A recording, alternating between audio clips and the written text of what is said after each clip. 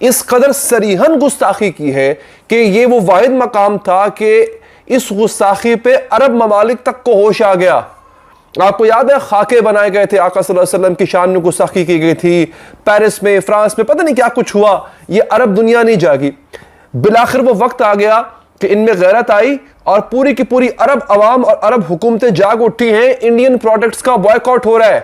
بھارتی شہریوں کو جو عرب ممالک میں جابز کر رہے تھے ان کو نکالا جا رہا ہے. اور یہ میں صرف آپ کو زبانی کلامی نہیں بتا رہا, میرے سامنے اس وقت پروفز موجود ہے. میں آپ کو وہ ان لوگوں کے بیانات سنواؤں گا جنہوں نے اپنی کمپنی سے بھارتی شہریوں کو نکالنا شروع کر دیا ہے, کیونکہ اب ان کی برداشت سے باہر ہو گیا ہے.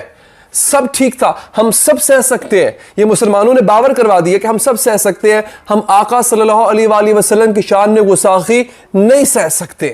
تو now close to Indian Prime Minister Narendra Modi and calls Al-Hind boycott.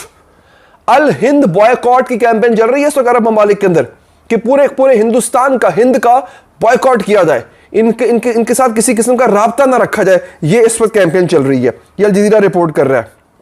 اس کے بعد جناب یہ garbage boxes in Kuwait شوئنگ the real place of Modi. Kuwait کے اندر کویت نے بھارتی امبیسڈر کو طلب کر لیا کہ بھئی آ کے جواب دو, یہ کیا بکواس کیا تم نے. اور کویت کے اندر ہوا یہ, کویت کے اندر یہ جو نہیں ہوتی ڈسٹ بن ہوتی ہے جس میں آپ کچرا ڈالتے ہیں, کوڑا دان جسے کہتے ہیں, جو سڑکوں پہ پڑا ہوتا ہے, بڑے بڑے کوڑے دان پڑے ہوتے ہیں, یہاں پہ پڑے ہوتے ہیں پاکستان میں, اس کے اوپر کویتیوں نے مودی کی تصویر لگا کے اوپر جوتے مارنا شروع کر دیے. یہ ایک اینگر ہے, یہ